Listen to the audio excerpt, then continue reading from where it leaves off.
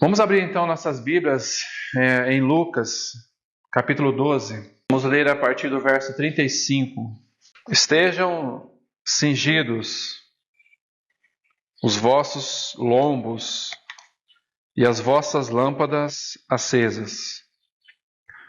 Sede vós semelhantes aos homens que esperam que o seu Senhor retorne das bodas, para que, quando ele vier e bater, eles possam abrir-lhe imediatamente. Abençoados são aqueles servos que, quando vier o Senhor, os ache vigiando. Em verdade eu vos digo que ele se cingirá e os fará sentar à mesa, e chegando-se os servirá. E se ele vier na segunda vigília, ou vier na terceira vigília, e assim os encontrar, abençoados são estes servos. Mas sabei isto, que se o dono da casa soubesse a que hora viria o ladrão, ele teria vigiado e não teria permitido que arrombasse a sua casa. Por isso, estais vós prontos também, porque o Filho do Homem vem em uma hora que não penseis. Então Pedro lhe disse: Senhor, dizes essa parábola a nós ou também a todos? E disse o Senhor: Qual é, pois, o mordomo fiel e prudente que seu senhor fará governante sobre os seus conservos, para dar-lhes uma porção de alimento no tempo devido? Abençoado é aquele servo a quem o Senhor, quando vier, achar fazendo assim. Em verdade eu vos digo que ele o fará governante, ou confiará sobre tudo o que ele tem.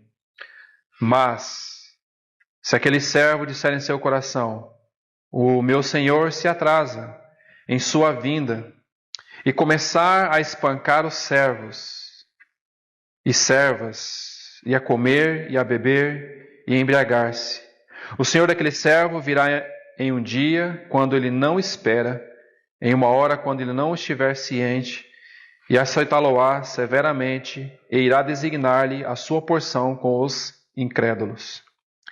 E o servo que sabia a vontade do seu senhor e não se preparou, nem fez conforme a sua vontade, será castigado com muitos açoites. Mas o que não sabia e fez coisas dignas de açoites, será castigado com poucos açoites, porque a quem quer muito for dado, muito será requerido dele. E para o homem que for muito confiado, muito mais se exigirá dele. Agora Mateus capítulo 24, vamos ler a partir do verso 45.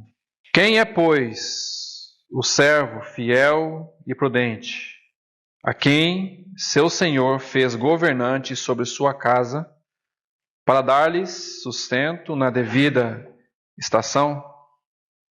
Bendito é aquele servo que o seu senhor, quando vier, achar fazendo assim. Na verdade vos digo que ele o fará governante sobre todos os seus bens. Mas se aquele mau servo disser no seu coração: o meu senhor tarda em vir, e começar a espancar os seus conservos, e a comer e a beber com os beberrões, virá o senhor daquele servo no dia em que ele não espera e na hora que ele não sabe, e cortá-lo-á pelo meio, e destinará a sua parte com os hipócritas. Ali haverá pranto e ranger de dentes. Finalmente, 2 Coríntios, capítulo 5, versículo 10. Porque todos devemos comparecer diante do tribunal de Cristo, para que cada um possa receber as coisas feitas no seu corpo, segundo o que tiver feito, se é bom ou ruim. Todos devemos comparecer diante do tribunal de Cristo. Nós lemos aqui nesses dois textos, propriamente dito, de Mateus e de Lucas, Ele está tocando aqui sobre a questão do servo ou do mordomo. Então nós queríamos, com a ajuda do Senhor, falar aqui sobre o mordomo fiel e prudente à luz do tribunal de Cristo. O que isso implica para esses que são os mordomos, que são chamados então. O Senhor aqui nessas parábolas, principalmente de Mateus 24 e 25, são as parábolas que concernem a vinda do reino, a vinda do rei. Todas elas têm ênfase à volta do Senhor. E todas elas, principalmente a parábola do servo, a parábola das 10 virgens, a parábola dos talentos.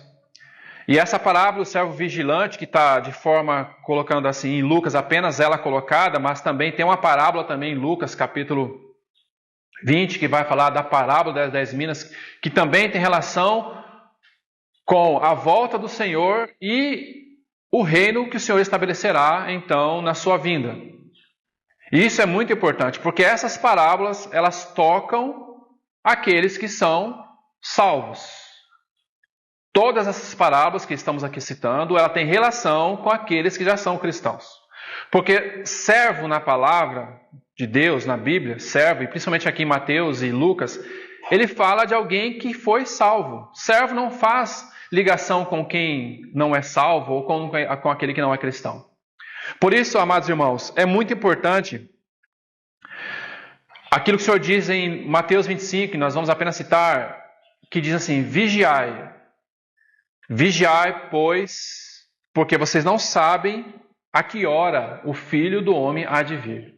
Então ele está falando isso para os seus discípulos. Ele está falando isso para aqueles que estão ali junto com eles.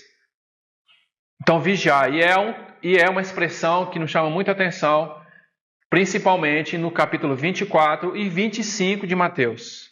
Mas sobretudo, essas parábolas que trazem a respeito da vigilância que temos que ter nesse tempo do fim. Nós não podemos fechar os olhos para tudo o que está acontecendo.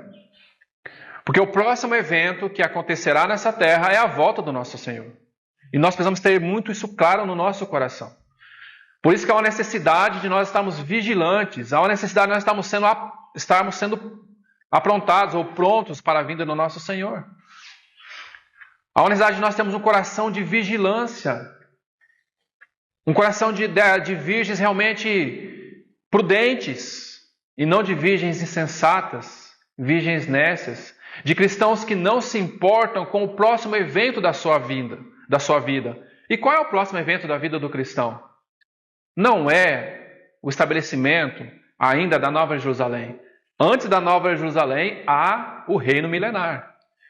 E este é um assunto importante que o próprio Senhor Jesus tem colocado e está na sua palavra, o reino milenar. Agora a questão é, quem vai participar desse reino? É todos? Não, não será todos. Serão aqueles que foram fiéis e prudentes. Nós vamos ver, com a ajuda do Senhor, se assim nos permitir, nós vamos ver o que realmente é necessário para que sejamos realmente mordomos, ou servos, que mordomos significa oikônomos. A mesma palavra usada para despenseiros, para administradores. Nós vemos aí em Mateus 24 que ele usou casa. Quem é, pois, esse servo? Ou esse mordomo? Ali ele não usa a palavra mordomo, ele usa a palavra servo, que significa doulos, ou seja, escravo. O que é um escravo? O escravo, segundo a tipologia bíblica, é aquele que se submete à vontade de outro. Então, por isso nós somos servos, porque nós estamos submetidos à vontade de outro. E quem é esse outro? O nosso Senhor Jesus. Esse é o nosso Senhor. Então, nós somos escravos dele. Então, amados irmãos, a primeira nota que nós precisamos colocar aqui nesse contexto é que, em relação a esse servo, a esse mordomo de Lucas, capítulo 12, vamos começar por aqui. Em relação a esse mordomo, duas palavras caracterizam essa parábola. A primeira, ela está do 35 ao 40, é a palavra vigilância. A palavra vigilância, ou seja, cingido esteja os vossos corpos, o vosso lombo, cingido esteja.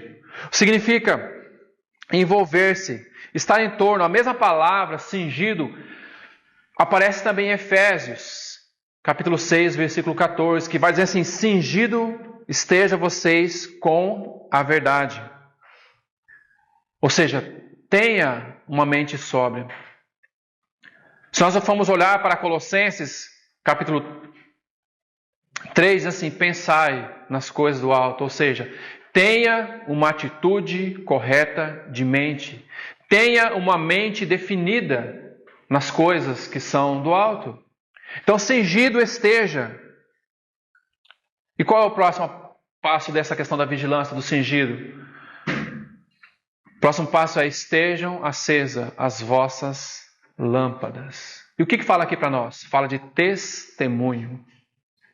Testemunho. Por isso que Efésios também, capítulo 4, vai dizer assim, que é para nós, a cada dia, estarmos sendo renovados no espírito do nosso entendimento, ou no espírito da nossa mente. Ou seja, que o Espírito Santo possa ter um controle na nossa mente, de tal ponto que a nossa mente seja renovada. Então isso fala de um cingimento da nossa mente. Cingida esteja a vossa mente. Porque, irmãos, se tem uma coisa que nós precisamos ser realmente, totalmente cuidado no que concerne a nossa vida, é a nossa mente. A nossa mente. São tantas informações que nós recebemos, são tantas coisas que nós vemos, que se nós não tivermos a nossa mente cingida, nós podemos realmente nos corromper no que concerne ao testemunho. Porque se nós não temos mente cingida, nós não temos então lâmpadas acesas, testemunho. Porque à medida que nós vamos sendo renovados no espírito da nossa mente, a nossa mente vai sendo renovada, o que automaticamente vai acontecendo? A nossa vida ela vai sendo um testemunho daquilo que nós temos entendido do que é realmente a volta do nosso Senhor e todos os demais assuntos que concernem a nossa vida. Então, realmente, nós precisamos de ter mentes cingidas ou lombos cingidos e candeias acesas. E uma das falhas das 5 virgens, das 10, mas das 5 nécias, é que elas não mantiveram o testemunho do Senhor, ou seja, suas lâmpadas apagaram. Porque não basta sermos cristãos, irmãos. Não basta termos um nome de cristãos. A questão é, nós temos mantido a nossa lâmpada acesa, ou seja, o nosso testemunho tem sido um testemunho vigoroso nesses dias? Ou nós temos sido cristãos nominais? Cristãos de reuniões. Cristãos que só batem ponto nas reuniões. Como tem sido a nossa vida no testemunho? Nossas lâmpadas, no que concerne ao testemunho, têm sido realmente acesas? A vida do Espírito tem estado de forma abundante em nossas vidas? Uma porção extra do Espírito? Então, amados irmãos, o que nós precisamos ter aqui é uma questão de vigilância. Nós temos vários textos no que concerne essa questão da vigilância, mas apenas para citar aos irmãos. Por exemplo, em Mateus 24, 42 diz: vigiai, pois, porque não sabeis a hora que virá o vosso Senhor. 1 Coríntios 16, 13 diz assim: vigiai, estais firmes na fé, portai-vos varonilmente. Ou seja, portai-vos, fala de testemunho também, portai-vos varonilmente e fortalecei-vos. E o que significa vigilância nesse contexto desse mordomo aqui? Significa dar estrita atenção. Agora, dar estrita atenção ao quê? Dar estrita atenção naquilo que está em relação ao verso 37. Olha aí em Lucas 12 para você ver. Olha o que diz o verso 37 de Lucas 12. Lucas 12, 36, na verdade. Por que nós devemos dar estrita atenção?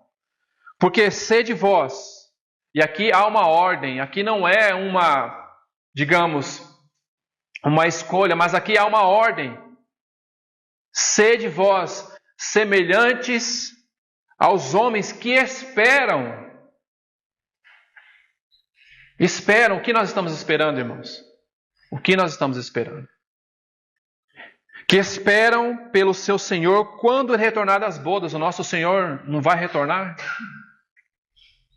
Então nós temos que ter esse coração de expectativa, de espera, Esperar por algo e esperar por alguém. O que nós estamos esperando? Quem é esse alguém? Nós estamos esperando o nosso Senhor. O que é esse algo? Nós estamos esperando a manifestação do reino do Senhor. E, consequentemente, em seguida, as bodas de Apocalipse 19, as bodas do Cordeiro com a sua noiva que já se ataviou.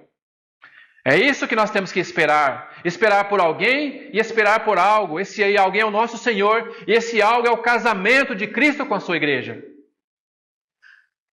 É isso que nós devemos ter em nosso coração, amados irmãos.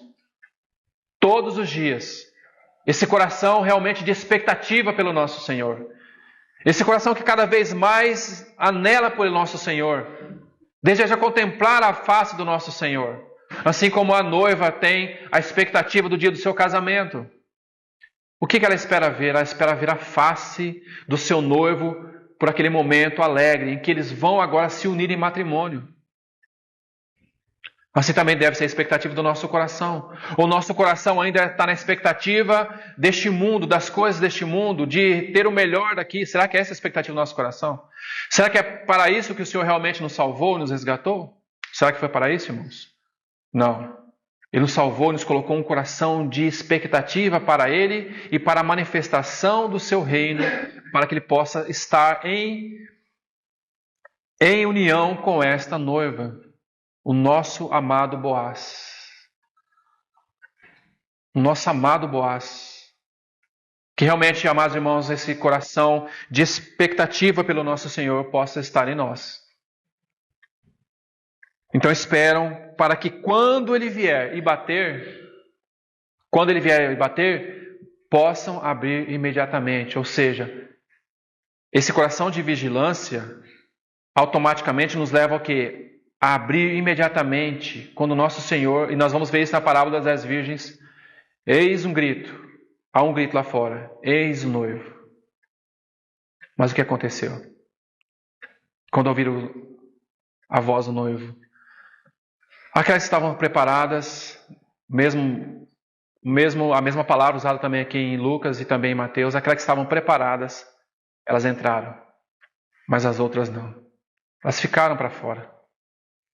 E como esses textos falam ao nosso coração, de não ter uma vida de vigilância, de não ter uma vida realmente que tenha um coração para o Senhor, de ter um coração misturado, de ter um coração ainda dividido com as coisas deste mundo, um coração ainda que ainda não se decidiu pelo Senhor. Irmãos, nós precisamos entender que a cada dia nós precisamos ter um coração mais convicto naquilo que nós cremos, que é o nosso Senhor, e não ter um coração dividido.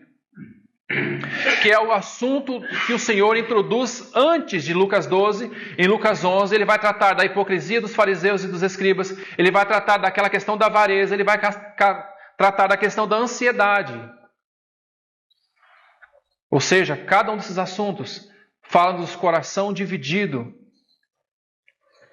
Nós não podemos ter coração dividido no que concerne ao nosso Senhor. Então, o verso 37 vai dizer: abençoados ou bem-aventurados são aqueles servos. Esses servos do versículo 36. Esses servos que estão esperando, são esses os bem-aventurados. Agora, os que não estão esperando, que estão vivendo a sua vida de qualquer maneira neste mundo, ou os cristãos que não estão esperando, os cristãos que são os cristãos nominais, que acham que para ser cristão precisa ter um nome, esses não estão esperando. Mas estes que estão esperando, eles são o quê? Bem-aventurados. Esses que estão esperando são abençoados. Esses que estão esperando são felizes. Por quê? Aqueles servos, quando vier o seu Senhor, os ache vigiando. Um coração de expectativa, um coração que deu estrita atenção. Ou seja, o meu Senhor vai voltar. A qualquer momento o meu Senhor vai bater a porta.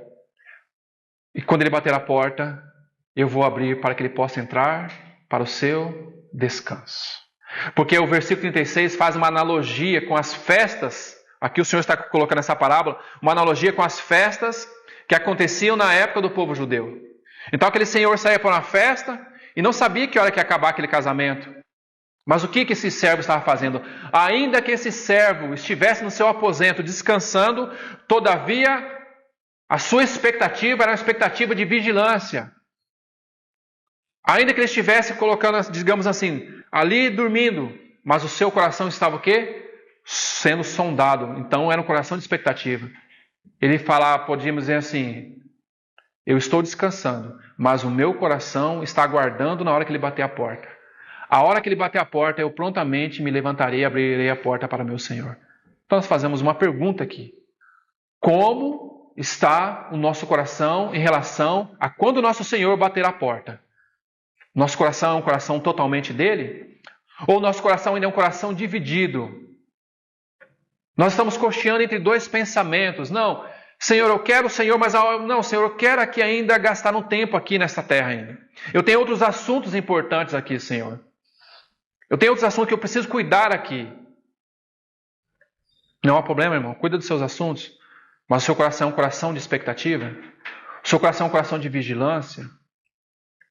É um coração que aguarda e anela pelo Senhor? Ou esses assuntos triviais, assuntos que não concernem as coisas do alto, tomou o seu e o meu coração?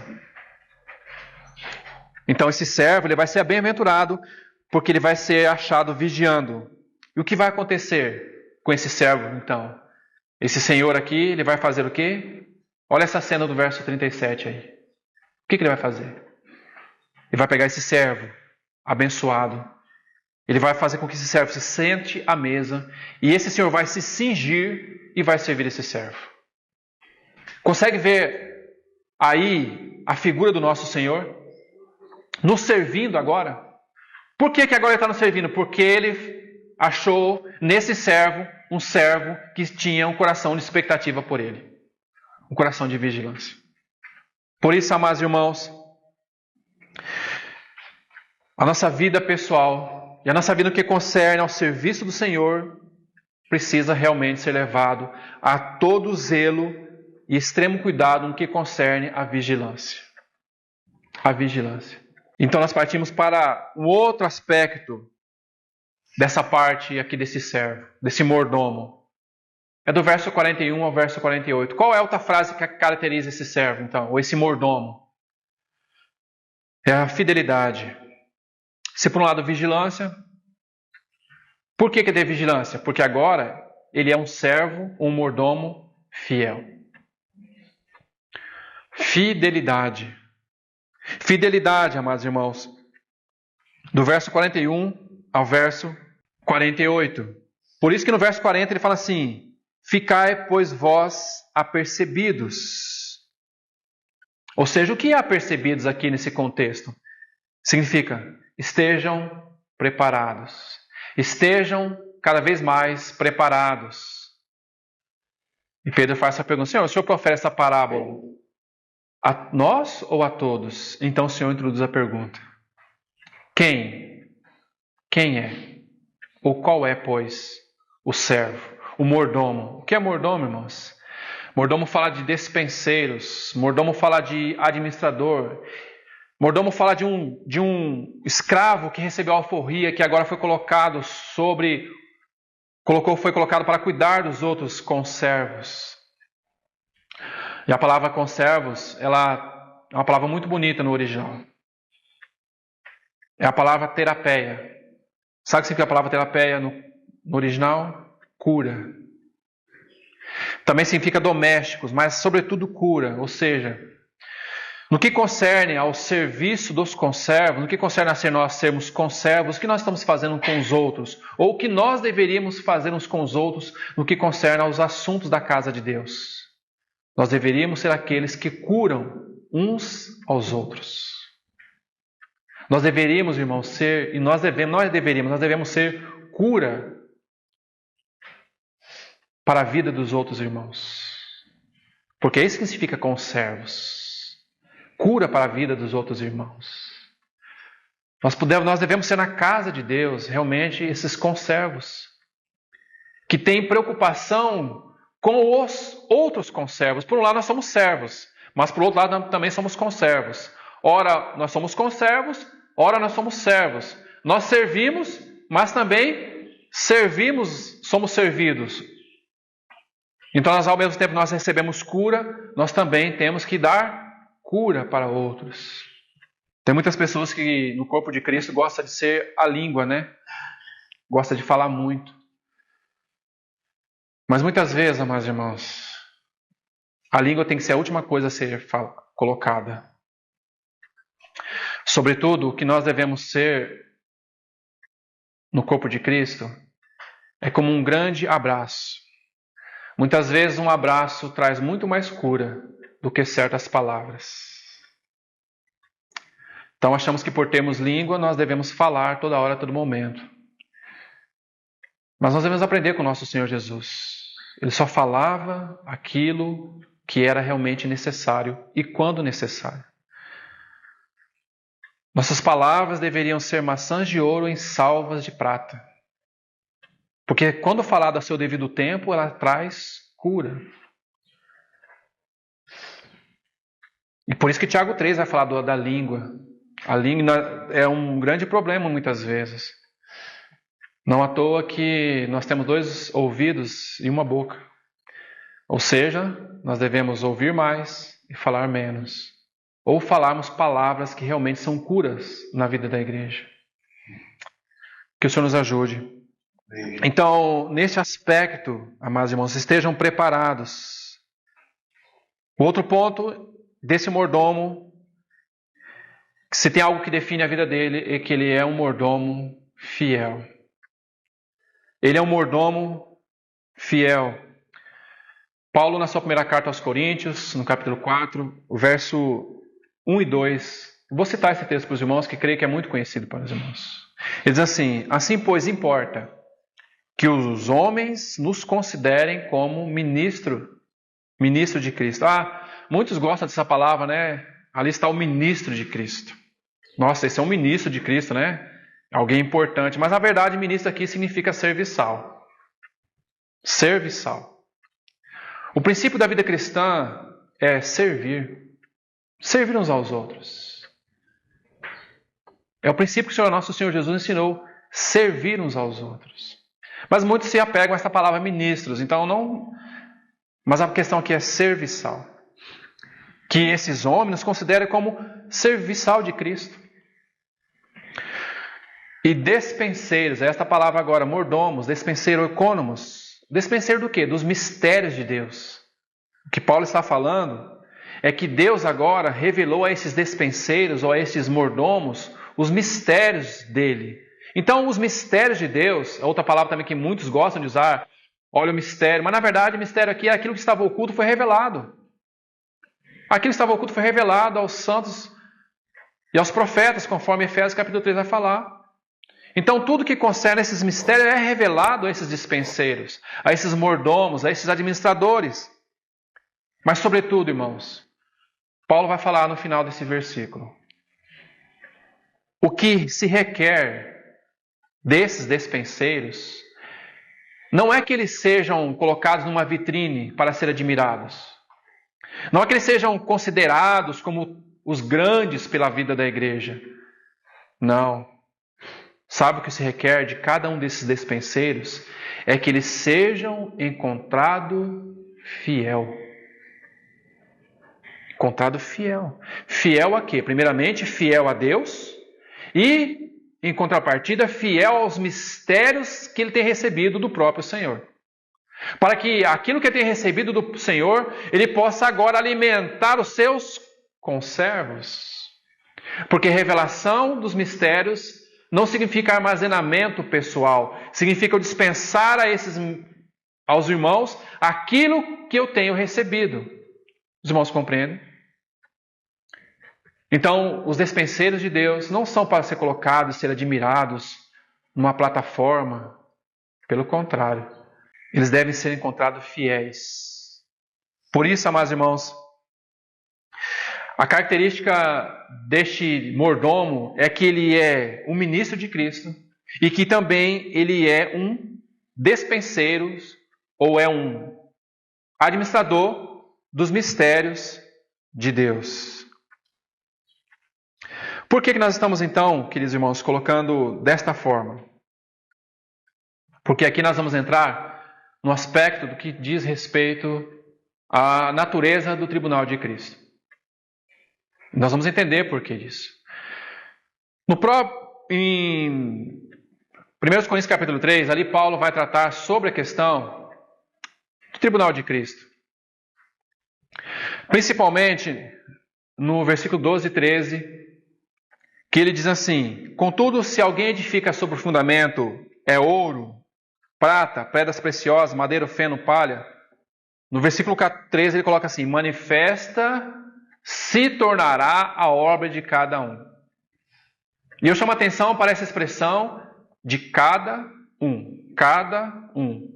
Porque a mesma coisa nós ouvimos aqui no versículo 2 de 1 Coríntios 4, cada um que se requer desses despenseiros é que cada um seja encontrado fiel, cada um. E aqui, cada um será manifesta a sua obra, pois o dia a demonstrará. E dentro do contexto de 1 Coríntios capítulo 3, Paulo está falando dele e de Apolo. Então, Apolo plantou, Paulo regou, mas Deus deu o crescimento. Paulo está colocando assim, que o que ele fez no que concerne a regar, ele vai ser responsabilizado por aquilo que ele fez, assim como também Apolo. E o texto continua dizendo que cada um receberá o galardão da parte do Senhor. E aí Paulo vai colocar assim, nesses versículos: esta parte que cada um fez vai ser manifestada. Por que vai ser manifestada? Porque o fogo vai revelar esta obra que cada um fez. Então percebam, irmãos, que é uma questão de fidelidade àquilo que temos recebido. E não quantidade daquilo que temos feito.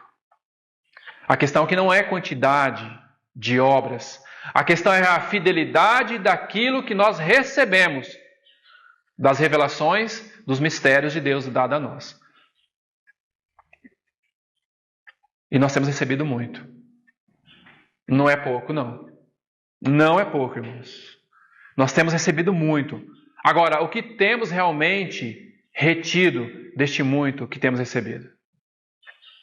Porque o dia vai demonstrar. O fogo vai realmente provar. O fogo vai realmente provar se o que nós estávamos fazendo era obra de madeira, ou seja, era algo da natureza humana. O fogo vai provar se o que estávamos fazendo realmente era madeira, feno e palha. Se o que nós estávamos fazendo era algo da glória humana, se o que nós estávamos fazendo era obra humana, o fogo vai demonstrar. Agora, se o que nós estivermos fazendo era ouro, prata e pedras preciosas, então o fogo vai demonstrar se isso também era nossa obra. A obra de cada um será manifesta. Cada um recebeu, amados irmãos, esta medida. Cada um recebeu. Agora, por favor, dentro desse texto de 1 Coríntios 4, que nós estamos aqui, abra por favor aqui.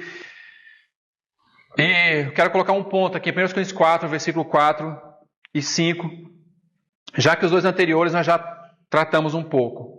Diz assim, 1 Coríntios 4, 4 e 5. Por que essa questão, então, amados, da questão do fogo? Porque na luz de Deus nada fica escondido. Esse texto vai nos mostrar justamente isso. Na luz de Deus nada fica escondido. Olha o que diz o texto aí. Todas as motivações serão expostas diante de Deus. Todas as motivações do nosso coração, elas serão expostas diante de Deus. Porque de nada me argui a consciência. Ou seja, de nada me sinto julgado. Contudo, nem por isso me dou por justificado. Pois quem me julga é o Senhor.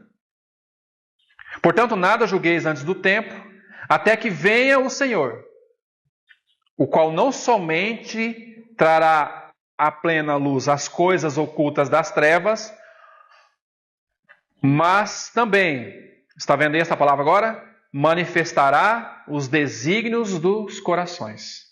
Então tudo vai ser julgado à luz. Então nós pensamos assim, não, isso aqui ninguém está vendo. Olha, irmãos, Hebreus capítulo 4, 13. Diz que nós estamos nus e patente aos olhos daquele que nós devemos prestar contas. Ou seja, nós estamos de uma forma assim, nós estamos sem qualquer sombra diante do Senhor. O Senhor vê tudo em nós. O nosso coração está exposto do Senhor. Então, às vezes, nós achamos assim, não, nós vou esconder isso aqui, esse meu pecado aqui que ninguém está vendo. O corpo de Cristo não está sabendo disso. Né? Mas, diante de Deus, o nosso coração está exposto. Então, nós não devemos enganar aqui. Não devemos enganar. Deus julgará todos os desígnios do nosso coração. Ou seja, e cada um receberá o seu louvor da parte de Deus. Então, essa questão da fidelidade ao serviço. A fidelidade ao Senhor. Qual tem sido a motivação do nosso coração? Qual é a motivação do nosso coração? Realmente, nessa questão do serviço fiel. Então ele pergunta, quem é, pois? Ele está perguntando realmente, quem é, pois, esse mordomo? Que o Senhor pode confiar. Ele pode confiar os seus conservos para que esse mordomo fiel e prudente, ele possa alimentar os demais conservos com a medida adequada de grãos. O que significa essa medida adequada de grãos? Segundo a estatura espiritual de cada um. Eu não posso dar uma medida de alimento de uma criança, de um adulto para uma criança, senão eu vou matar essa criança. Nós temos que saber que no corpo de Cristo há vários conservos de várias idades. Nós temos filhinhos, nós temos jovens, nós temos pais. A questão é que os filhinhos precisam crescer, se tornar jovens. E os jovens precisam crescer, se tornar pais. Ou seja, maturidade espiritual. Se por um lado o mordomo fiel e prudente ele tem uma responsabilidade, porque aqui envolve a responsabilidade nossa, ele tem uma responsabilidade diante desse seu Senhor, os conservos também têm uma outra responsabilidade, de responder aquilo que tem recebido como alimento. Os conservos precisam responder também. Porque imagine, irmãos, as irmãs aqui que são mães, imagina você ter que tratar um filho de 30 anos com uma madeira. Não é difícil? Não é difícil você ter que tratar um filho com 30 anos numa madeira ainda? É normal isso? Não é normal, irmãos. Então também não é normal na vida da igreja continuarmos como criancinhas. Não é normal na vida da igreja ainda continuarmos com as mesmas brincadeirinhas. Na vida da igreja também há tempo de frutificação e há tempo de crescimento espiritual. Há tempo para tudo na vida da igreja. Então, se eu era um cristão que há 10 anos tinha um certo comportamento, eu não posso mais ter esse comportamento. A não ser que a palavra e o alimento, que é a palavra, não está sendo dado de forma correta. Mas se esta palavra tem sido dada de forma correta, aonde está o problema então? O problema está naquele que não está absorvendo o alimento. Esse é o problema. Então, às vezes, esse que não está absorvendo o alimento, ele começa a criar outros problemas. E aí se torna uma situação complicada. Por isso, amados irmãos, se tornará os desígnios do coração de cada um. Então nós pensamos assim, não, a minha participação no corpo de Cristo, ela é bem, digamos assim, bem escondida, porque ninguém está me vendo. Ora, tem alguém muito importante aqui, e eu coloco esse alguém com muito cuidado, que está te vendo desde quando ainda você não era uma forma no ventre da sua mãe. Sabe quem está te vendo? O nosso Senhor Jesus e o nosso amado Pai. Ele vê cada passo que nós damos aqui, no que concerne a nossa vida. Então, às vezes, nós somos aquele cristão que chega na vida da igreja e não toma nenhuma posição. Mas eu apenas sou um irmão. Pois é. Mas vamos para um texto aqui de Marcos. Eu quero colocar aqui um texto para que você, de repente, você pergunta, mas o que eu faço? O que eu tenho que fazer, então, para realmente saber como é que eu faço para saber se eu sou um cristão que estou crescendo, esse mordomo então? Como que eu sei se eu sou um cristão que está crescendo? Olha para Marcos capítulo 4, verso 26. Dê uma olhada nesse texto e nós vamos entender a vida dentro do contexto do crescimento no que concerne à fidelidade do serviço desse mordomo. Porque a tendência, às vezes, na vida da igreja é achar que quem faz tudo são os ovelhas de frente, os irmãos mais velhos. E os demais têm que apenas sentar e esperar o alimento ser colocado à boca. E não é assim. Olha só o que diz o verso 26. E ele disse: assim é o reino de Deus, como se um homem lançasse semente à terra. Vai dormir e se levanta à noite e de dia, e a semente brota e cresce, e ele nem sabe como. Está vendo a vida cristã aí? A semente foi colocada. Então você não precisa ficar se perguntando: qual é a minha função? Como que é esse pois mordomo? Como é que eu vou responder essa fidelidade ao Senhor? Como é que eu vou responder essa fidelidade? Como é que eu vou ser recompensado por essa fidelidade? A vida, vamos colocar assim, deixa a vida de Cristo crescer em você. Mas, por outro lado, lembre-se que essa vida precisa ser cultivada também. Mas ele está dizendo aqui que essa semente vai crescendo e vai frutificando. Porque, olha o verso 28. Porque a terra por si mesma produz fruto. Primeiro, a folha. E eu gostaria que você observasse o processo da vida cristã aqui. O processo do crescimento. Primeiro, a folha. Depois, a espiga. E por último, o grão na espiga. Ninguém já nasce na vida cristã uma espiga. Usando aqui a frase do texto. Ninguém nasce uma espiga. Mas há um processo de crescimento. Mas o que depois que acontece com essa espiga, que ela está já crescida? Verso 29 vai nos dizer: mas quando o fruto está maduro, essa é a finalidade do fruto, irmãos. Amadurecimento. Essa é a finalidade das nossas vidas na vida da igreja. Amadurecimento. Não é possível que o cristão não abra os olhos para isso, que ele necessita amadurecer na vida da igreja. Ele vai ficar maduro, imediatamente ele mete a foice, porque é chegada a colheita. Então, no tempo certo, o nosso Senhor, vamos colocar assim, o Senhor dessa lavoura, ele vai recolher esse fruto, porque ele está maduro. Então, nós temos uma pergunta aqui. A que nível de maturidade nós estamos na vida da igreja? Qual é o meu nível de maturidade? Por quanto tempo já eu era para me estar sendo mestre, mas ainda é necessário voltar aos rudimentos elementares da fé? Leite vos dei de beber, e não vos pude dar alimento sólido. Então, como que esse mordomo que necessita cuidar dos outros conservos, ele não está crescendo? Nós precisamos lembrar, irmãos, que a nossa geração vai passar.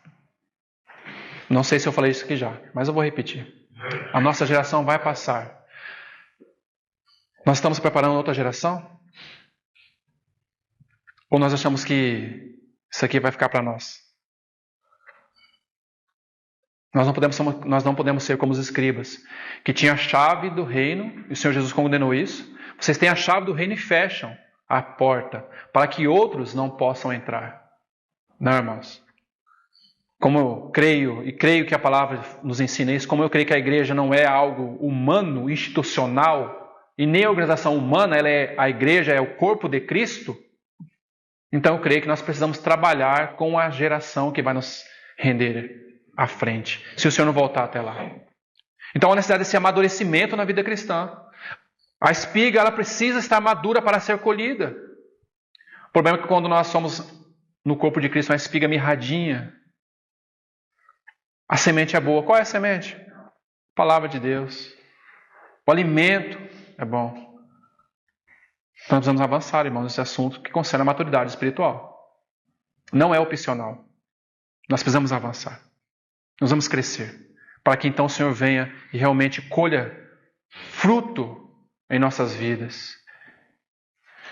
Então, se Paulo achava que os seus próprios sentimentos eram tão indignos de confiança, que diremos nós então, no que concerne esse assunto aqui de 1 Coríntios 4, do versículo 4 e 5? Ou seja, todos os desígnios do nosso coração vai influenciar o nosso trabalho no que concerne a nossa fidelidade a esse serviço que o Senhor colocou em nossas mãos, amados irmãos. Por isso, irmãos, que nós precisamos realmente saber que, no que concerne ao tribunal de Cristo, porque importa que todos nós comparecemos perante o tribunal de Cristo, segundo aos Coríntios 5:10. No que concerne ao tribunal de Cristo, nós não seremos julgados pelos nossos pecados. Vou repetir isso aqui de novo. Nós não seremos julgados pelos nossos pecados. Sabe por quê? Porque Romanos capítulo 8, verso 1 diz assim: portanto, agora, nenhuma condenação há para aqueles que estão em Cristo Jesus, que não andam segundo a carne, mas segundo o Espírito. Então, nenhuma condenação há. Se você está em Cristo Jesus, não tem mais condenação sobre mim e sobre você. Por que não há nenhuma condenação mais? Porque o versículo 2 vai dizer do capítulo 8 de Romanos: porque a lei do Espírito da vida em Cristo Jesus me livrou da lei do pecado e da morte. Uma lei que veio sobre outra lei. Uma lei maior, a lei do Espírito da vida. Então não há que se falar aqui em condenação no que fala aos nossos pecados no tribunal de Cristo. Paulo não está falando de pecados aqui no tribunal de Cristo. Paulo está falando de obras. Paulo está falando agora do nosso serviço fiel. Daquilo que o Senhor tem depositado em nossas mãos, na medida que o Senhor tem dado a cada um de nós. É isso que Paulo está falando. Manifesta se tornará a obra de cada um. Bom, essa obra tem relação agora com a salvação que nós temos que desenvolver. Que obras são essas? Não são obras filantrópicas. Não são obras sociais. Pode estar envolvidas, mas não essas obras. É aquelas obras que Deus preparou de antemão para que andássemos nela. Então, por isso que agora nós vamos comparecer perante o tribunal de Cristo. Mas saiba de um detalhe, amado irmão, que à medida que seremos julgados, tem um padrão. É o padrão de Atos 17:31. Ouça com atenção. Porque determinou um dia em que com justiça há de julgar o mundo por meio do varão que destinou. E disso deu certeza a todos, ressuscitando dentre os mortos. Ou seja, qual é o nosso padrão que será julgado nas nossas obras? Cristo.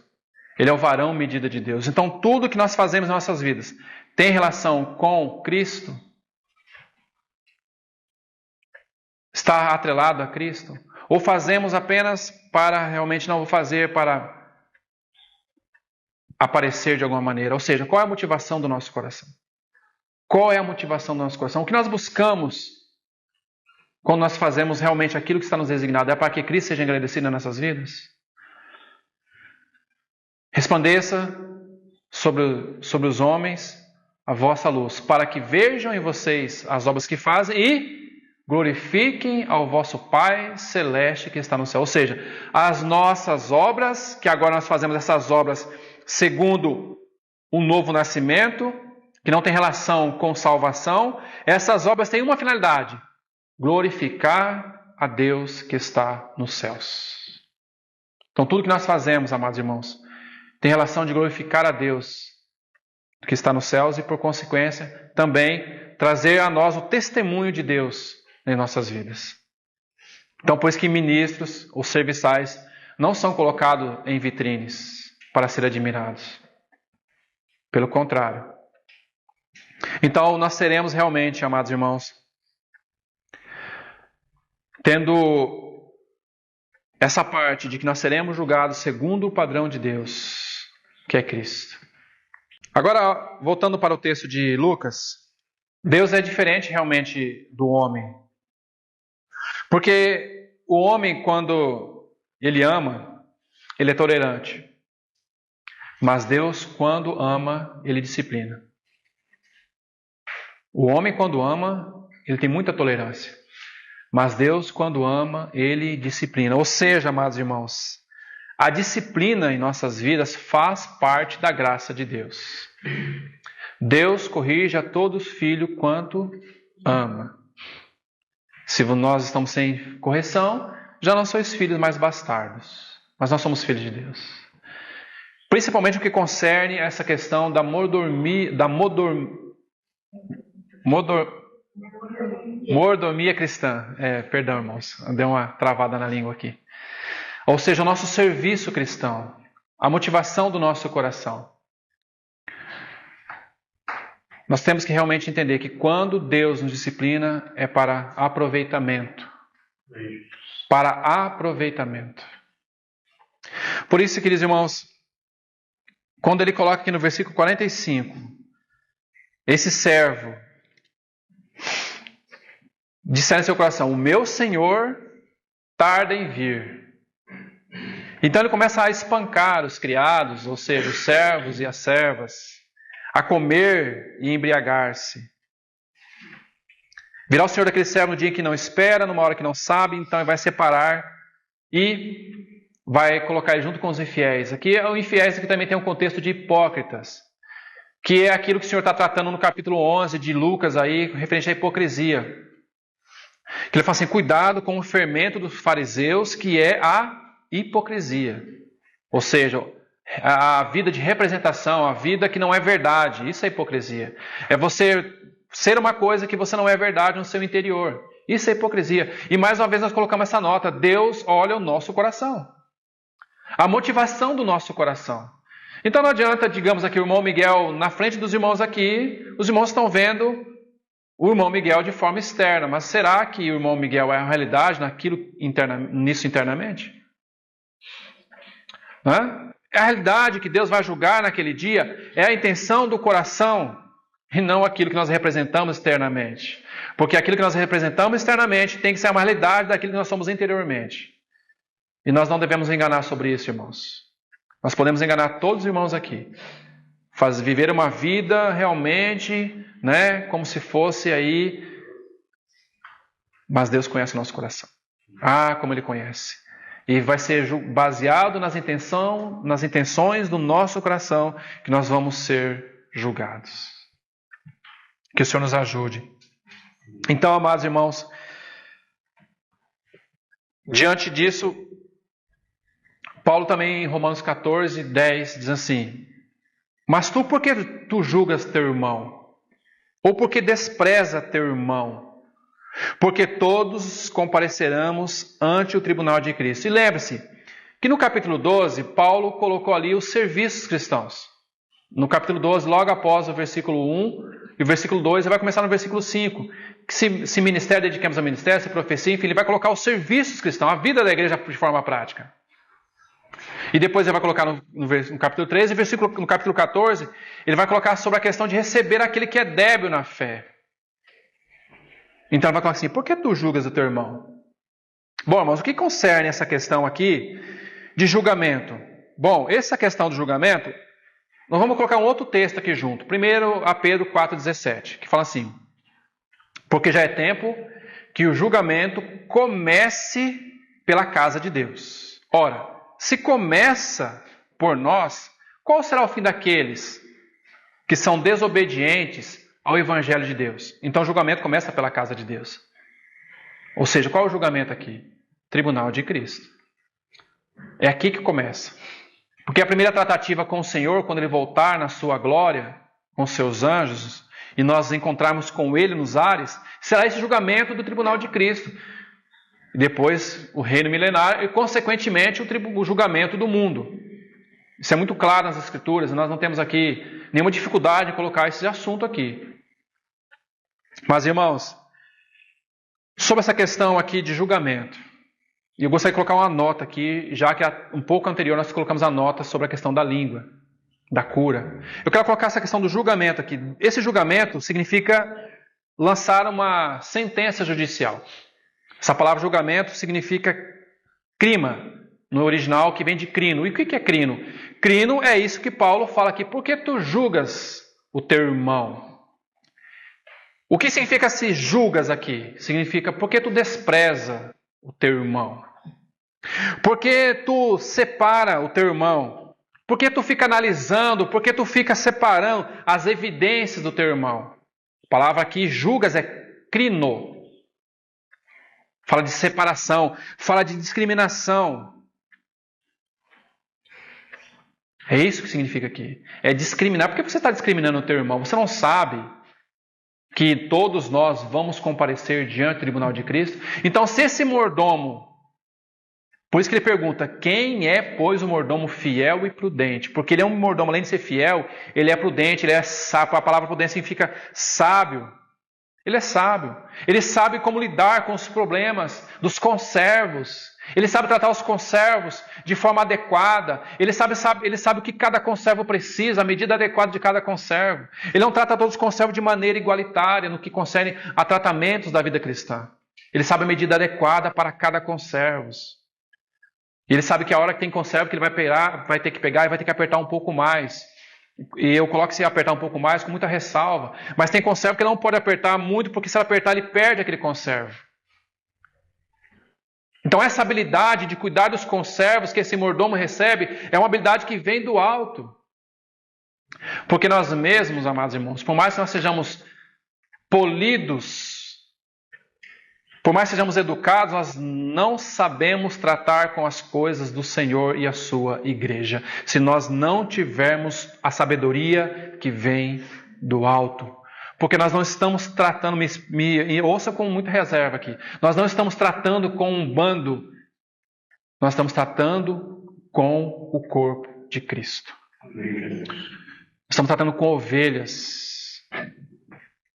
E ovelhas é diferente de boi. Boi você pode sim chegar o ferrão, mas a ovelha você tem que saber tratar com ela. Porque dependendo como você trata a ovelha, você pode matar a ovelha.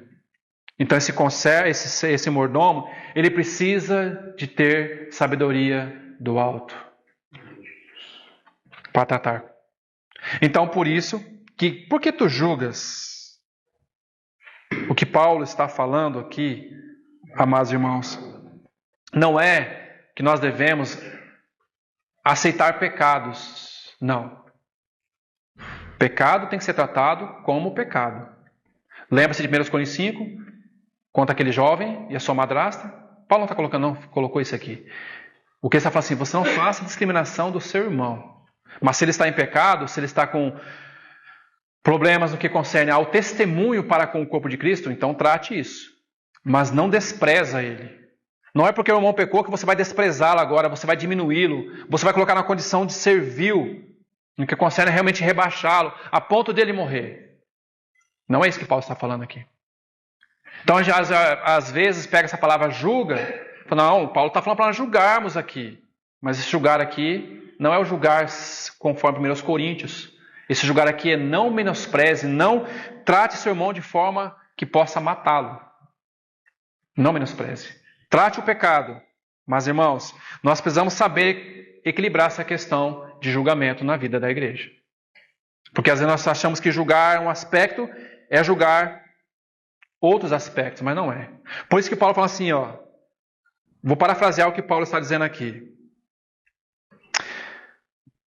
Silêncio, ou silencie a língua censuradora é um bom conselho para aqueles que desejam andar digno do seu chamado. Se há cristão que tem língua censuradora, aquele irmão que tudo ele tem algo a dizer. Sabe o que é um bom conselho aqui? Silencie. Silencie. Porque senão você vai começar a fazer separações. Isso é um grande problema na vida da igreja. As preferências, muitas vezes, amados irmãos. Deixemos que realmente o Senhor possa julgar os nossos corações. No que concerne a pecados, vamos julgar, vamos tratar. Amém? Então, o que nós devemos lembrar aqui é que nós estamos julgando não é nosso inimigo, é nosso irmão. É nosso irmão, não é nosso inimigo. Nós temos apenas um inimigo. o inimigo de nossas almas, que é o diabo. Esse é o nosso inimigo. Nem mesmo as pessoas são ímpias, não são nossos inimigos. Não são. Nós devemos orar por aqueles que nos perseguem, não é isso que a palavra fala? E amar, veja. Bom, irmãos, se o Senhor diz assim, amar os vossos inimigos, você está dizendo para nós amarmos os nossos inimigos, quem concerne então os nossos irmãos? Os nossos conservos? Se no que concerne os inimigos é para nós amarmos, e os nossos irmãos então? O que é para nós fazermos? Amar uns aos outros, assim como eu vos amei. O Senhor diz isso. É isso que Ele diz. E não uma língua censuradora, uma língua crítica. Uma língua que só destrói, uma língua que só acaba. Uma língua que só menospreza. Às vezes a pessoa não tem capacidade de dizer algo abençoador, mas só tem a capacidade de a pessoa errar e já apontar, dizendo, estou falando, aí, ó, caiu de novo. Tá vendo? De novo, o mesmo pecado. Estou cansado já desse irmão. Esse irmão só cai. Realmente nós precisamos ter o sentimento do que, à luz do tribunal de Cristo, do que realmente amar uns aos outros. O Senhor julgará cada ato do nosso coração. Assim como também julgará o ato de coração de cada um daqueles que tem andado em desconformidade com o que tem recebido. Não é colocar panos quentes em pecados, irmãos, não é isso. Longe disso, porque senão começa a colocar panos quentes, daqui a pouco a Assembleia está tomada, toda ela. Mas é tratar cada coisa no seu devido lugar. Tratar pecado com pecado e ponto final. Mas nenhum irmão nosso é nosso inimigo. Então, por isso que Tiago 5, verso 8 e 9 diz assim: sede vós também pacientes. Parece que eu estou fugindo do assunto, né? Mas não estou fugindo do assunto. Está dentro do assunto. Porque esse mordomo, ele precisa, além de ser fiel e prudente, ele precisa saber tratar os seus conservos. E os conservos também precisam entender que ele também é um servo. Então, sede vós pacientes, ou seja, o que é ser paciente aqui? É perseverar pacientemente e bravamente ao sofrer infortúnios e aborrecimentos. É ser paciente e suportar as ofensas e injúrias de outros. Por isso que ele fala assim, não julgas teu irmão. Sofrer ofensas e injúrias de outros. Não foi isso que nosso Senhor Jesus sofreu lá na cruz? Ou durante o trajeto da cruz? Quantas injúrias e sofrimentos? Quantas injúrias e infortúnios dos outros, ofensas? Desce da cruz. Tu não és o Cristo? Arrancaram-me as barbas. Conforme Isaías fala, arrancaram-me as barbas. Ou seja, desfiguraram a minha honra. E ele vai falar assim, fortalecei, ou seja, põe-se a salvo. Por quê?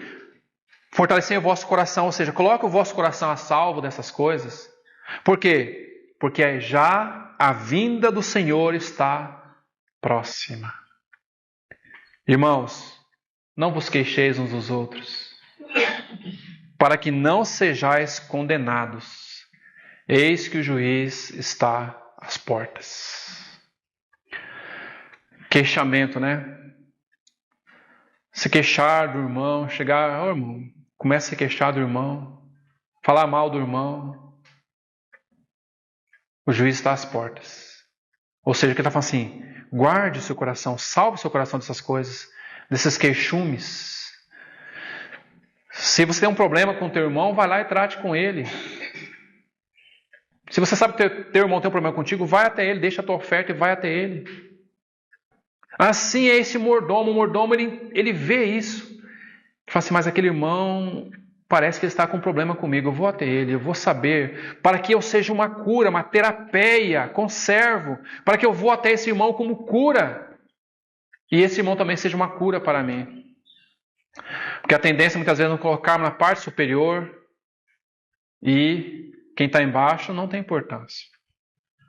Mas aquele que quer ser grande no corpo, ou aquele que quer ser grande, seja esse que vos sirva. O Senhor ensinou isso para aqueles dois filhos do trovão, Tiago e João. Você quer ser o grande? Você quer ser grande, irmão, no corpo de Cristo? Você quer ser grande? Sirva o outro.